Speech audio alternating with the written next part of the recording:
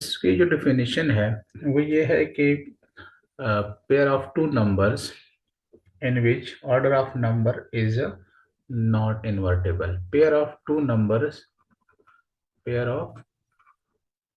numbers अब इसके साथ है कि in which order of number is not invertible.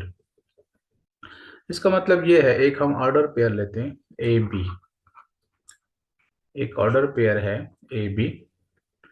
अब जो डेफिनेशन में है कि ये दो नंबर है हमारे पास A and B is not invertible. Invertible mean के A B is not equal to B A. ठीक है, अगर आप ऑर्डर को चेंज करते हैं पेयर में तो वो पेयर आपस में इक्वल नहीं होते। अब ए बी में what is A and what is B? A is called domain, the first value in each pair is the domain and the second value is a range। ठीक है, तो ये दो हमारे, इसको हम इनपुट आउटपुट भी कह सकते हैं। ए को आप इनपुट कहते हैं, बी को आप आउटपुट कह सकते हैं।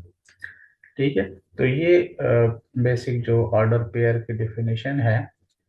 जैसे कि मैं यहाँ पे एग्जांपल दे देता हूँ, 3 5, ये दो नंबर्स हैं, एक ऑर्डर पेयर है, तो ये this must not be equal to 5 3। ये क्यों है?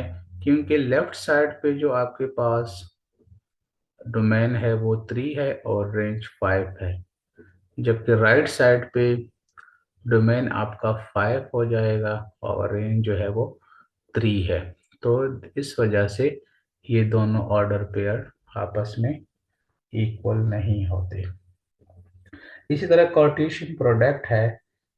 कार्टेशियन प्रोडक्ट में हम क्या करते हैं, दो सेट्स को हम मल्टीप्लाई करते हैं।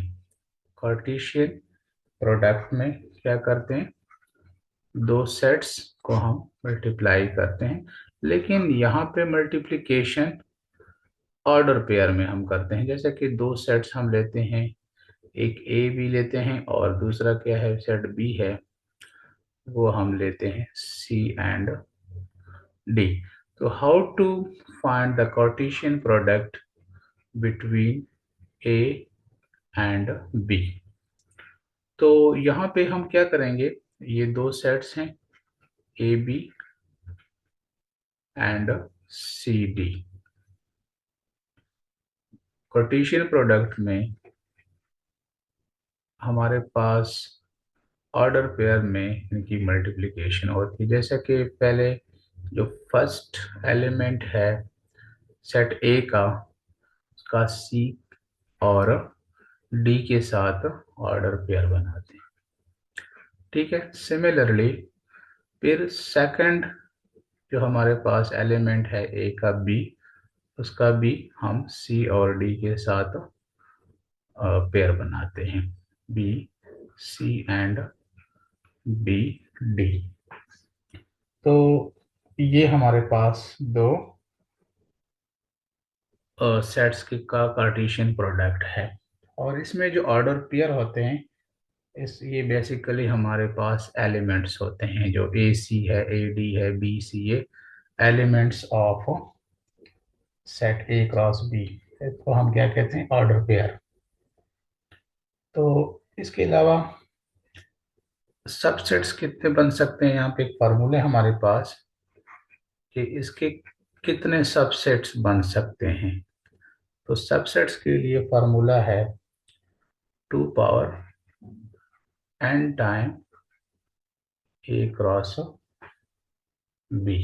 ये फार्मूला आगे क्वेश्चन में फिर हम इम्प्लीमेंट करेंगे। ठीक है, इसकी इम्प्लीमेंटेशन आगे है। अब इसको हम ग्राफ पेपर पे भी शो करेंगे कि ग्राफ पेपर पे इन ऑर्डर पेयर को किस तरह शो करते हैं। ठीक है, तो चलें हम एक्सरसाइज की तरफ चलते हैं। एक्सरसाइज में हमारे पास क्या है कि स्टूडेंट ये एक्सरसाइज 3.3 का क्वेश्चन नंबर 1 का पार्ट नंबर 1 है। इसमें जो फर्स्ट पार्ट है वो जस्ट आप लोग को समझाने के लिए है। ये इजी क्वेश्चन है, ठीक है। तो इसमें एक हमारे पास ऑर्डर पेयर है ए एंड -b और राइट साइड पे 7 1। तो दोनों साइड पे हम पहले डोमेन को कंपेयर करते हैं। तो लेफ्ट साइड पे जो डोमेन है वो ए है और राइट साइड पे डोमेन है 7। ठीक है, हमें ए और बी की वैल्यूज चाहिए। इसी तरह लेफ्ट साइड पे रेंज -b है और राइट साइड पे 1 है। तो यहाँ से b की वैल्यू आ जाएगी -1। अच्छा, इसमें बाकी पार्ट्स इजी है तो वो हम स्किप करते हैं फिलहाल। ठीक है, इसमें मैं पार्ट नंबर 6 कर रहा हूँ। पार्ट नंबर 6, ठीक है। ये पार्ट नंबर 4, पार्ट नंबर 5 और पार्ट नंबर 6 7 ये सेम सेम है। ठीक है, तो मैं पार्ट नंबर 6 करवा रहा हूँ। इसमें हमारे पास लेफ्ट साइड पे पेयर है 4x + 6y और x - 12y और राइट साइड पे है 6 और -3।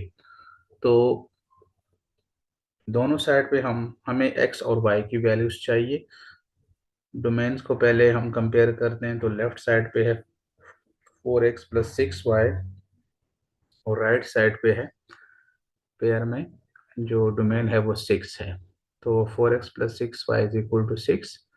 इसी तरह रेंज जो है x - 12y है और राइट साइड पे क्या है -3। अब ये दो साइमल्टेनियस इक्वेशंस हमारे पास आ गई हैं। अब इसको सॉल्व करने के लिए काफ़ी सारे मेथड्स यूज़ होते हैं। इसमें हम जो जैसे कि सब्स्टिट्यूशन मेथड है, एलिमिनेशन मेथड है और क्रैमर रूल से भी कर सकते हैं, मैट्रिक्स इन्वर्जन मेथड से भी कर सकते हैं। ठीक है, तो इसमें हम सब्स्टिट्यूशन मेथड यूज़ करते हैं। इक्वेशन नंबर 2 में x को हम सब्जेक्ट बनाते हैं। सब्जेक्ट में हम क्या करेंगे, x = 12y को हमने शिफ्ट करना है राइट साइड पे। तो 12y - 3, this is equation number 3। अब इक्वेशन नंबर 3 को हम पुट करते हैं इक्वेशन नंबर 1 में। तो इक्वेशन नंबर 1 है हमारे पास 4x + 6y = 6। तो इसमें जहाँ पे x है वो हम रिप्लेस करते हैं 12y - 3 के साथ। तो कैलकुलेशन करें, 4 12 और 48, फिर -12 + 6y = 6। इसमें हम y की वैल्यूज को आपस में ऐड करते हैं तो 54y आता है और -12 को शिफ्ट करते हैं राइट साइड पे। तो ये यहाँ से y की वैल्यू आ जाएगी 1 और 3। अब ये y की वैल्यू हम इक्वेशन नंबर 3 में पुट करते हैं तो x की वैल्यू आ जाती है।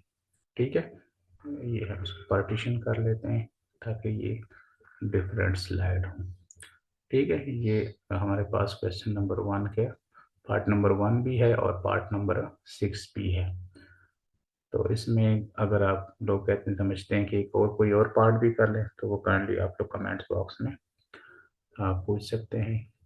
ठीक है।